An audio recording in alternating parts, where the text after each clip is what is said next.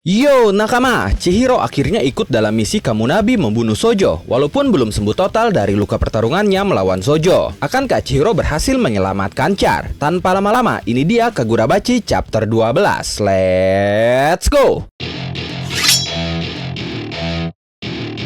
Welcome to my party, we're just getting started. A life is a dream or a nightmare scarring. Hand me a drink cause I think I'm going all in. Get me a shrink who can catch me when I'm falling. Cover up my scars, flip the handlebars, crashing in my car.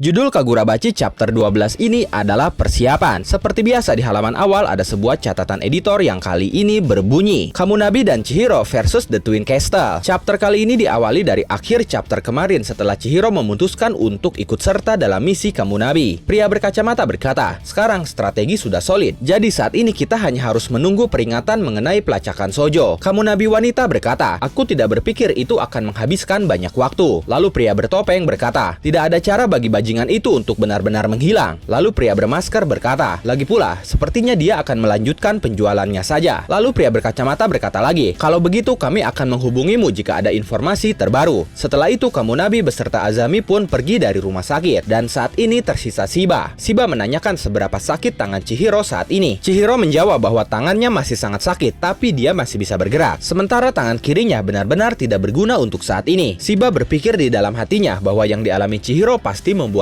frustasi, tapi dia sedang dilahap oleh kebencian. Dia pasti sedang bertanya-tanya pada dirinya, seperti apa yang harus aku lakukan atau apa yang harus kulakukan. Chihiro bisa membuat pilihan yang tepat berdasarkan pada keyakinannya. Seperti saat Shiba, Kunishige, dan Azami berusia 18 tahun. Setelah itu tiba-tiba ponsel berdering, dan itu adalah informasi dari Kamunabi. Kemudian kita beralih ke sebuah kastil yang hancur, di mana di sana adalah tempat persembunyian Sojo dan anak buahnya. Di sana banyak sekali anak buah Sojo yang sedang berjaga, termasuk para penyihir yang mereka sewa. Para penjaganya cukup heran karena selama ini mereka hanya mencari seorang anak kecil. Mereka pun bertanya-tanya ada berapa penyihir yang mereka sewa. Walaupun Sojo sebenarnya tidak membutuhkan perlindungan sejak awal karena dia sendiri sudah cukup kuat. Dan saat itu terungkap bahwa Sojo baru saja meninggalkan tempat persembunyian mereka untuk berendam di pemandian umum. Sojo saat itu memikirkan Chihiro yang ternyata anak dari Rokuhira Kushinige. Sojo tidak pernah mendengar bahwa Kushinige mempunyai seorang anak, dan hal itu sama sekali tidak pernah disebutkan dalam literatur atau catatan apapun tentang Rokuhira. Chihiro terlihat masih remaja, tapi walaupun tidak ada literatur yang mendetail tentang kemampuan Yoto, Chihiro bisa mengetahuinya. Lebih dari itu, Chihiro memiliki Yoto yang Sojo tidak ketahui sama sekali tentangnya. Lalu Sojo mengingat ucapan Chihiro yang mengatakan bahwa dia bertarung untuk menghancurkan kejahatan dan melindungi yang lemah. Kemudian Sojo berpikir bahwa ada kemungkinan Chihiro memiliki kekuatan persuasi. Tapi setelah itu Sojo terlihat frustasi dan berteriak bahwa itu tidak mungkin. Kemudian beberapa orang datang menghampiri Sojo yang sedang berendam. Orang itu membawa koper berisi datenseki atau batu daten. Sojo berkata, kau datang ke sini hanya untuk mengembalikan itu. Seseorang berkata, itulah yang awalnya kita bicarakan. Kau pun mengatakan bahwa penandaan itu diterapkan pada batu ini. Kau tidak akan menyukainya jika rusak. Sojo berkata, jadi apakah kau menghancurkan lawan kita? Seseorang itu berkata lagi, itu baik-baik saja. Aku bersyukur. Masalahnya adalah apa yang datang sebelumnya. Tubuh penyihir kami meledak. Ini bukanlah kesepakatan kita. Dia adalah pendukung utamaku. Apa yang akan kau lakukan sekarang? Seseorang itu ternyata adalah bos dari penyihir yang Sojo sewa. Sojo terlihat terkejut, lalu dia berkata, itulah yang memang kita bicarakan. Kaulah yang menggunakan kekuatan Yoto dan meledakkan semuanya. Kaulah yang memancingnya lebih dulu. Seseorang itu berkata, baiklah, aku tidak datang ke sini untuk mendengar ucapan maafmu. Lalu anak buah dari orang itu mulai menyerang Sojo, tapi dengan mudah Sojo menghabisi mereka semua. Bahkan Sojo masih terlihat berendam dengan santainya. Setelah itu Sojo selesai berendam dan sedang bersiap-siap. Dia berkata, jalan untuk memahami Yoto dan lebih tepatnya datenseki. Aku belum bisa mengontrol datenseki dengan baik. Itu seharusnya sempurna secara teori. Sesuatu masih belum cukup. Apakah kau mengetahui sesuatu, nenek? Saat itu Sojo bertanya kepada penjaga pemandian umum. Lalu Sojo berkata lagi, aku harus bertarung dengannya satu kali lagi. Aku harus melakukan lebih keras lagi jika kemungkinannya dia benar-benar anak Rokuhira yang sebenarnya. Aku harus memahami semuanya lain kali. Dan juga karena hal itu dilakukan untuk memahami segala sesuatu tentang pedang ini. Itu akan menjadi pemanasan sempurna sempurna. Saat itu Sojo mengambil pedang yang dia titipkan kepada penjaga pemandian umum. Setelah itu dia memakai sepatunya dan langsung keluar. Tapi ternyata di luar dia sudah disambut oleh Kamunabi. Sojo pun sudah menyadarinya sejak di dalam pemandian umum. Lalu Sojo berkata, pengakuan yang diberikan orang-orang Jepang kepada penyihir sebelum perang kekaisaran hanyalah sebuah ilusi. Ada kesepakatan tersirat bahwa penyihir itu hanya bekerja di bawah bayang-bayang masyarakat, tidak pernah di depan umum. Tapi karena perang dan semua peristiwa yang terjadi, keberadaan mereka terungkap. Setelah itu para penyihir yang tersisa mulai beraksi di siang bolong. Tapi terlepas dari itu, alasan kenapa negara ini belum runtuh adalah karena kendali yang kalian punya. Anggota Kamunabi berkacamata yang ternyata adalah kapten dari skuad khusus pertempuran Kuregumo yang bernama Hagiwara Ikudo. Dia berkata, jadi itu artinya kau akhirnya sudah menyelesaikan persiapan perangmu. Setelah itu Ikudo berpikir di dalam hatinya, ketenangan ini, kau menunggu kami, benar kan? Sial, kami sama sekali tidak bisa membaca pergerakan bajingan ini. Sementara Sojo hanya tersenyum sambil berkata, pedang ini jadi mudah untuk dikendalikan. Baiklah, tubuhku semuanya sudah mulai panas sekarang. Setelah itu kita beralih ke tempat persembunyian Sojo. Di saat para penjaga sedang berbincang dan bercanda, tiba-tiba muncul ikan mas hitam ke arah mereka. Lalu ikan mas itu menuju ke tempat gelap, di mana di sana ada rekan mereka yang sudah tergeletak dan ada seseorang yang sedang berdiri dalam kegelapan. Lalu tiba-tiba ponsel mereka berdering semua. Penjaga itu mengangkatnya, tapi dia tidak tahu siapa penelponnya. Penelpon itu hanya meminta untuk berpatroli. Penjaga itu mengatakan bahwa dia akan melakukannya nanti, tapi saat itu ekspresi dia seperti ketakutan dan kesakitan. Penelpon itu bertanya apakah terjadi sesuatu. Penjaga itu menjawab, tidak ada apa-apa, dia hanya sakit perut. Tapi ternyata di depan penjaga itu sudah ada Chihiro yang sedang duduk dengan tatapan tajamnya. Dia pun sudah membunuh rekan dari penjaga itu. Penjaga itu berkata, apa yang harus kulakukan? Dan itu mengakhiri Kagurabachi chapter 12 kali ini. Sebelum berakhir, seperti biasa ada sebuah catatan editor yang kali ini berbunyi, apa yang ingin diketahui oleh tatapan mematikan itu? Bagaimana menurut kalian tentang Kagurabachi chapter 12 ini? Silahkan tulis dan diskusikan pendapat atau bahkan teori kalian di kolom komentar. Oke, terima kasih sudah menonton video ini sampai akhir. Mohon maaf jika ada kesalahan dalam narasi maupun dalam terjemahan dan penyebutan istilah asing. Tetap nantikan konten Kagurabachi dan konten menarik lainnya hanya di Nakama Ngatik. Sekali lagi terima kasih dan sampai jumpa di video selanjutnya.